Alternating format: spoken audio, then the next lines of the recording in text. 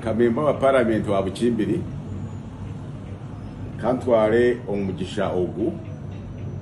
ogu kugira ebyina haburamu ebikwatirene no bururu ubwa NRM structures ninga ubw'ikibina cha NRM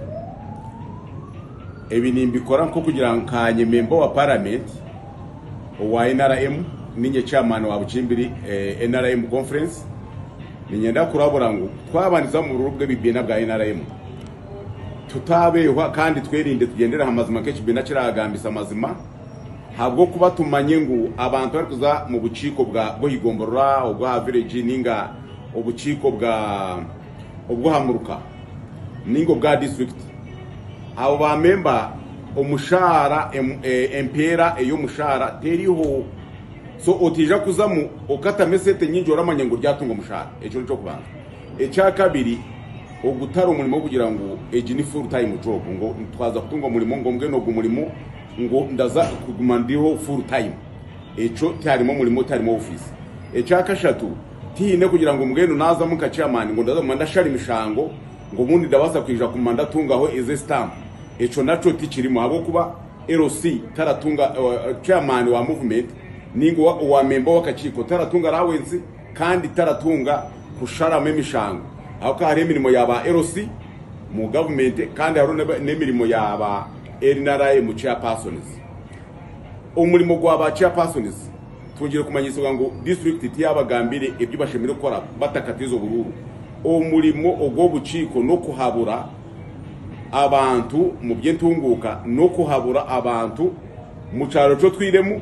ninga bami barimo habintu bikwatirene na police za government na manifesto ya NRM konka ebiti barabikora habwo mushara so you will be advising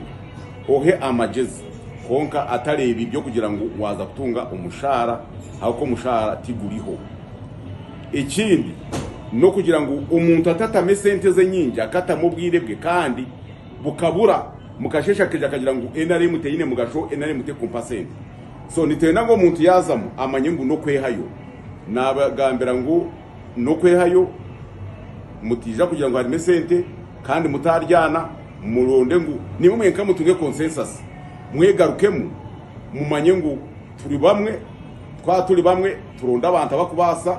kandi abakwehayo abinobwire nebyabo ebyo kuyamba ikindi obyo kuyamba abandi mwe bari mununga kumpulira nabetengeza kuronda kurungi ogwa rwa katanu mwe bari. My name is Kwizera Eddie Wagahungu and I want to take this time to give a word of advice and caution, and I am doing it in my capacity as a member of NRM and the flag bearer for Bukimbiri County constituency, and at the same time I am the chairman of the Bukimbiri NRM County Conference. We are going for the structural elections at the sub-county where we shall choose different leagues and chairpersons of leagues.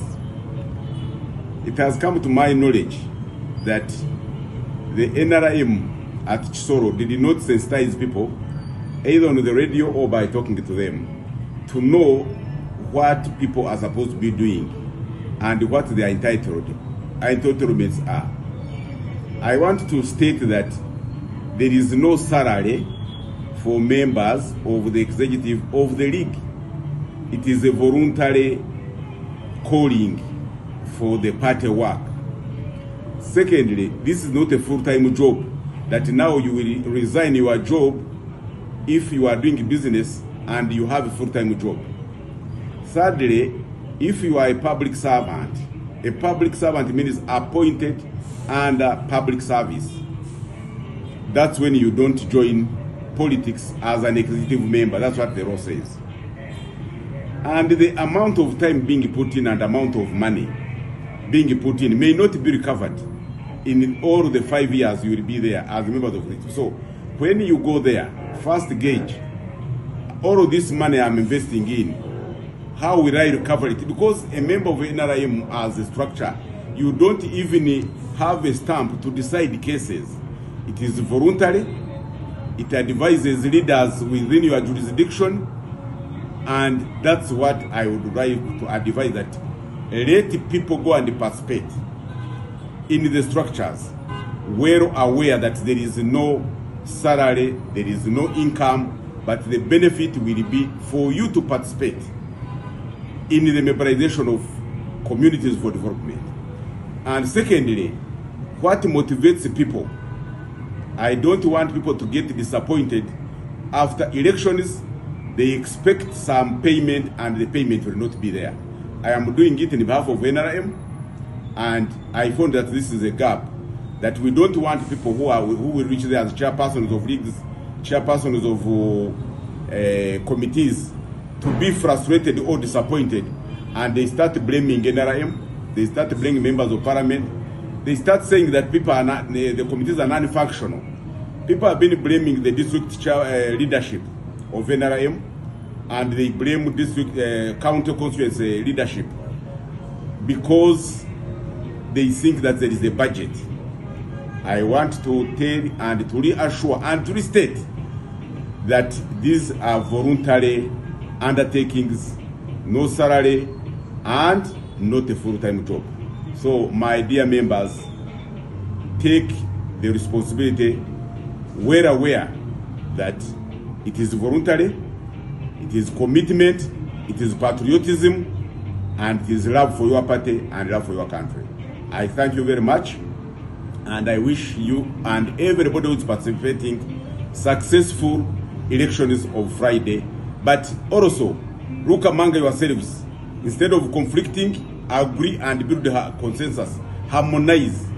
instead of having conflicts that will injure the party more. I thank you very much.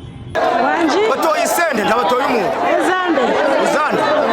abantu bagiye kutwereza mu bantu bose babakire bose bari kwiziba ba MP bose bakora iki babaha isende none bazijanye mu baturage bose bazibavanzemo none bo twatsinzwe kabo dutsinzwe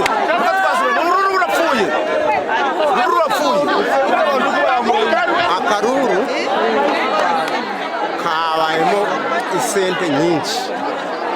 cyureba byagaragaye kuvira ku bantu bari bahagaze twese bari duhagaze kandi nta wakanze batsinde ariko turemeye nubwo yatsinze kubwisente ariko ntaho turi kwenda kuvuga ngo ayobora neza ni sente zakoze aho bazikwe ntaho twakimenya ariko twabonye ari kugaba sente nyinshi bari kugaba icyazi ndenze bari kugaba shiringi zingahe 5,500 akaruje ku bwanjye kagiye neza kuko abantu bahisemo bashaka kubera ibyo babashizemo kandi twebwe rudafite urabona umuyobozi wa ruhoza akora abagafite ibintu byinshi byo gukora iki byo yibitseho tutazi twe nk'abapolisi kabagakiko kabari bamwitsibye ariko akaruru kagiye neza abanje bantoye nabe bamutoye ariko nyine umufuka rwabaye muke nta kibazo nene akaruru ka Uganda rikora kari kutogwa n'imwe sente akaruru ka Uganda abadutsinze urabona ko abantu abatozi banje bamwe batinye kuza kuko baze ngo wenda antsinze hari gata zabakorera dutsinze so njewe ndi kubona akaruru ka Uganda yegusaba kugira ngo bazaduha ka ballot box akumugogo kave kuko bimeze Nizeyimana Stanley nka chairperson wacu yagiye kwiyandikisha agezeyo register aramwandika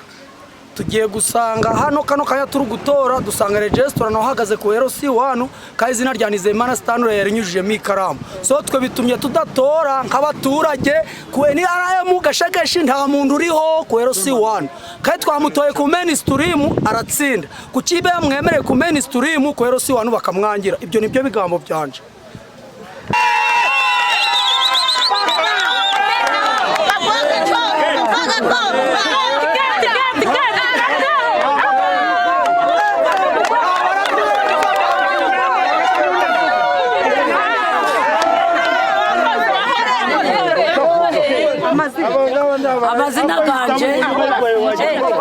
amazina ganje ndi Beata Nyiramboniga bagashegeshe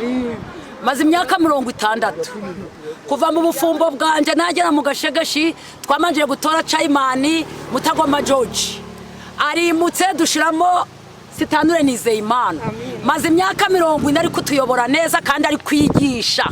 nta kibi twagize ku caro nta mahane twagize na wese zintero igicimanza none Sitanure niwe dushaka nta bandi dushaka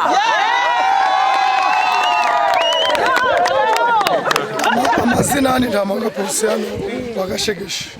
je nende kubaza ikibazo hari iteko rya Uganda riko vuga ngo umuntu bafite kumubwira ngo kana kamuyobora adashaka cyo nende kubaza gusa ahandi mwakoze government ntaduhakoze cyane je banyitaga Mugwaneza Vincent Gashegeshe village jewe ikibazo cyo twahuye naco ni kibazo cyo gusanga abantu bari gutoresha ariho bantu bari kwitsimba ikibazo rero aho ngaho hari ikintu cyo bitaga mu ruzungu ni conflict of interest umuntu yacu urubanza ate ari gucira mugenzi we kandi nawe akoze ari kuburana urukwitegereza cyo ni kibazo ca number 1 icya kabiri nukuza niba umuntu ajanye ibipapuro ngo agiye kwiyamamaza nanga se agiye kwitsimba bakamwandika ku munsi wo gutora waje kuzana ugasanga ngo banyujemo ikaramu uwo banyujemo ikaramu ninde kuki atateye isimu icya gatatu abantu niba twe Gashegeshe village twe nk'abaturage ba Gashegeshe village ugomba kuzana nanga ukaza ukabakura wenda nka registrar wewe nka wa electoral commission ya movement ukakuza abantu bose ukicaza ugatoza abashaka uyu ni bangahe ukajana na ba majority ariko atari uguhata ngo nje ndatoye ngo kubera njewe nitsimbe nanga mfite ububasha bwo kuba naje NRM nanga si uruguhata abaturage so twewe abaturage ba Gashegeshe twe turugusaba ngo ibi ngibi babishazemo kuko icambere bagomba kumanza ba comparinga bakareba niba dutoye umuntu ko mainstream wo dushaka ukabyemera then kugiye ku ntebe ya LC1 ukavuga ngo uyu muntu turamucrossinze kandi ari ngo ni ukuriye ni mainstream ibyo ni ibiki ibyo bisobanuye iki banze mwicara wemeranye atari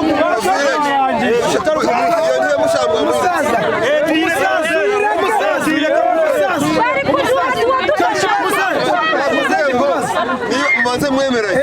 namutemeranye ubundi tuza icyumba butoyi iyo ntebe mwemeranye